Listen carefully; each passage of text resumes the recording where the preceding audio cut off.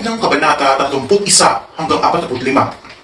Pinatunayan ni Padre Damaso na kaya niya magsermon sa wikang Kastila at Tagalog.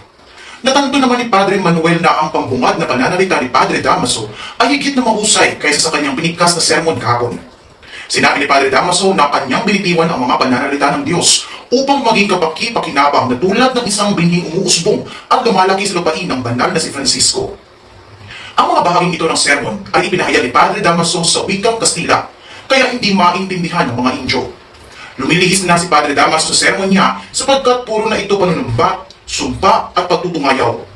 Pati si Ibarra ay nabalisa, lalo na nang banggitin ng prele ang tungkol sa makasalanang hindi namumumpisal na namatay sa bilangguan na walang sakramento sa simbahan. Alam ni Ibarra na siya ang pinapaninggan ng prele, pero nagsawalang kiuna lamang siya. Habang isinasagawa ang misa, isang lalaki na lumapit kay Ibarra at nagbabala tungkol sa gagawing pagdiriwang sa paaralan. Nakilala ni Ibarra si Elias na kaagad namang umalis. Nang sumunod na araw ay ipinakita ng taong dilaw kay Nyoel Juan ang paggamit ng panghugos bago ganapin ang pagpapasinaya sa paaralan ni Ibarra. Ipinagmalaki ng taong dilaw na ang ganitong paraan ay natutunan niya mismo sa nuno ni Ibarra na si Don Saturnino.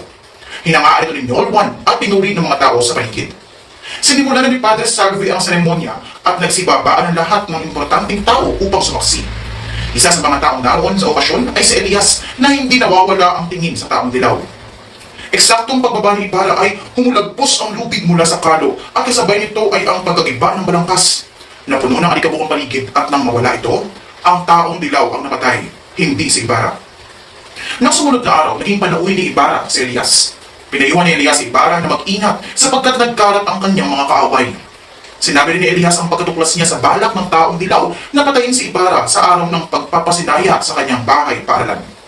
Hindi kakainin ng isda ang isang ito tulad ng kanyang ama. Ito raw ang binitawang salita ng taong kausap ng taong dilaw ayon pa kay Elias. Nahinayan naman si Ibarra sa pagkamatay ng taong dilaw sapagkat marami pa sana siyang maaaring matuklasan mula rito.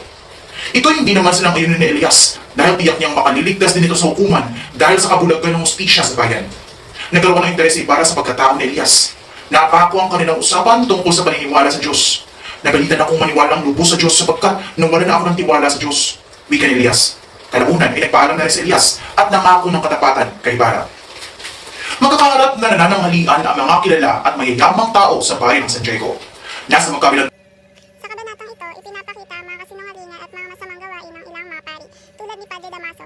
Ang kanyang sermon ay naglalarawan ng mga hindi pagkakapantay-pantay at mga paggamit ng relihiyon bilang kasangkapan para sa kapangyarihan at kontrol.